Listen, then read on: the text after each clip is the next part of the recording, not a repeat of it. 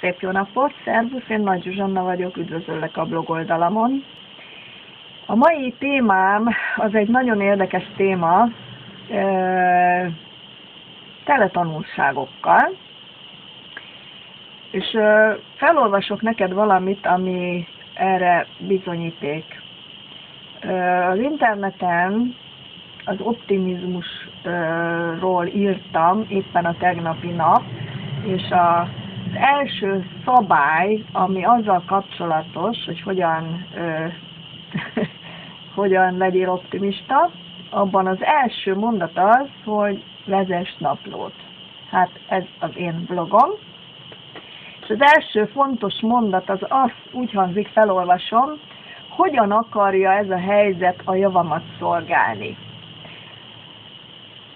Elmentem ma a piacra, és amikor felszálltam a buszra, ami éppen akkor jött, hogy beértem a megállóba, egy megállót kellett csak mennem igazából, tehát gyönyörű napsütés is volt, de mégis úgy döntöttem, hogy busszal megyek, és most jön a poén, hogy miért. Tehát, hogy miért vannak olyan helyzetek, amikor megmutatja nekünk a helyzet az, hogy miért jó az nekünk. Az történt, hogy leszállás előtt mögöttem egy fiatal hölgy elkiabálta magát, hogy nem igaz az, hogy most már harmadszor lökögetsz a táskáddal, és nem férsz el. Én hányszor menjek még arrébb, hogy ne legyen ez. Igen, a nyugdíjasok, ezt most nagyon idézőjelbe teszem, folyton rohanásban vannak. Észre sem veszik azt, hogy nyomulnak, hogy másokat zavarnak azzal, amit művelnek, holott még mindenki állt, tehát nem állt meg a busz, de ő már nyomakodott az ajtóba. És hát ezt én egyszerűen meg kellett, hogy mosolyogjam, mert a fiatal hölgy már annyira dühös volt, hogy ezt szóvá tette. És hogy mit akar nekem ez a helyzet megmutatni? Na, itt a lényeg. Mert én mosolyogva mentem tovább, odaértem a piacon az állatkereskedőhöz, akinél szoktam a macskámnak vásárolni kaját, és előttem voltak. És keskeny az út, megvárja az ember, amíg kijön az illető a nagy szatyraival, tehát megálltam egy kicsit kijjebb. És jött egy hölgy, és fogta, beállt oda, hogy még az illető ki se tudjon jönni.